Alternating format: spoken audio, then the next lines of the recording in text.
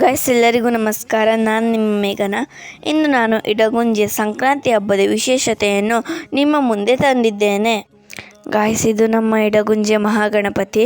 ಅದರ ಪಕ್ಕದಲ್ಲಿರುವುದು ಉತ್ಸವ ಮೂರ್ತಿ.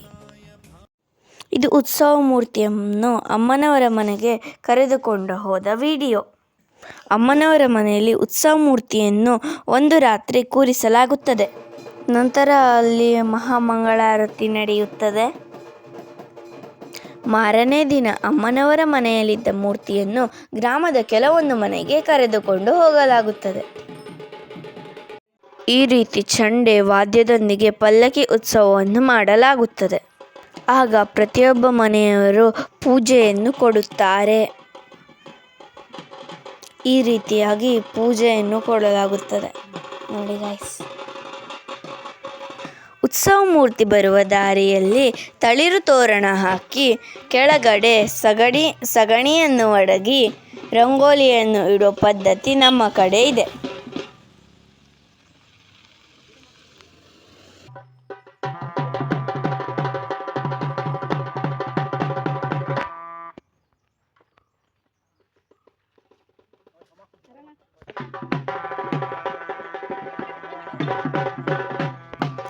ಇಲ್ಲಿ ನೋಡಿ, ಇನ್ನೊಂದು ಮನೆಯಲ್ಲಿ ಪೂಜೆಯನ್ನು ಸಲ್ಲಿಸ್ತಾ ಇದ್ದಾರೆ.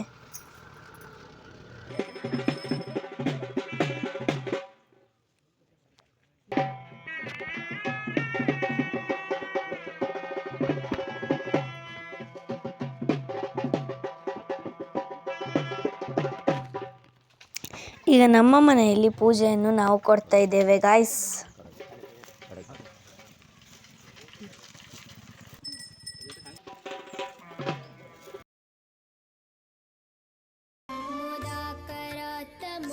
ಈ ವಿಡಿಯೋದಲ್ಲಿ ನೀವು ನೋಡಬಹುದು, ನಮ್ಮ ಕುಟುಂಬದ ಮನೆಗೆ ದೇವರನ್ನು ಹೀಗೆ ತರಲಾಗುತ್ತದೆ.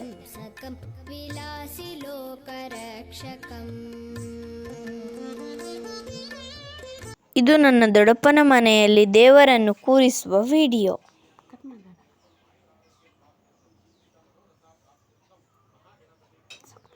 ಇದು ನನ್ನ ದೊಡ್ಡಪ್ಪನ ಮನೆಯಲ್ಲಿ ಉತ್ಸವ ಮೂರ್ತಿಯನ್ನು ತಂದು ಪೂಜೆ ಮಾಡುವಂಥ ವಿಡಿಯೋ.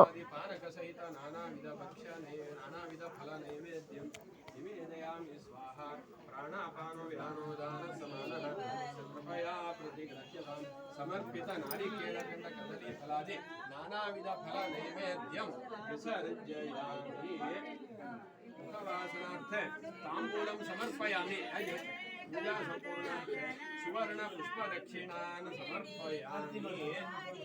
ಪಶ್ಚಾತ್ ನೀರಾಜನಂ ಚ ಕರಿಷ್ಯೆ. ದೇವರ ನೈವೇದ್ಯಕ್ಕೆ ನಾನಾ ಖಾದ್ಯಗಳನ್ನು ಇಡಲಾಗಿದೆ.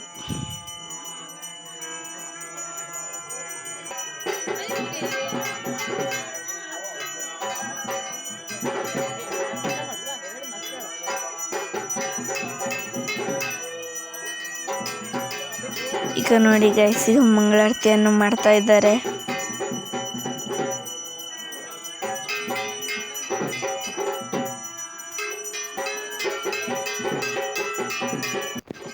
ವರ್ಷಕ್ಕೊಮ್ಮೆ ಈ ಹಬ್ಬವನ್ನು ನೋಡುವುದೇ ಚಂದ. ಮಂಗಳಾರತಿ, ದೇವರ ಪೂಜೆ ಎಲ್ಲ ಆದ ಮೇಲೆ ಪ್ರಸಾದವನ್ನು ಹಂಚಲಾಗುತ್ತದೆ.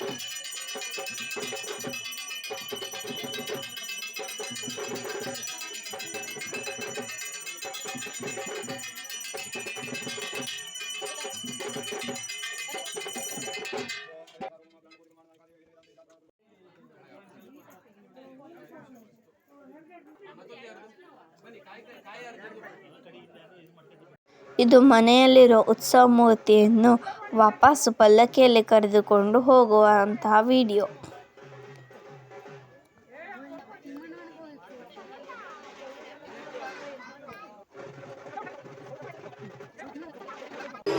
ನೋಡಿದ್ರಲ್ಲ ಗಾಯ್ಸ್, ಇದು ನಮ್ಮ ಇಡಗುಂಜಿ ಊರಿನ ಸಂಕ್ರಾಂತಿ ಹಬ್ಬದ ವಿಶೇಷತೆ.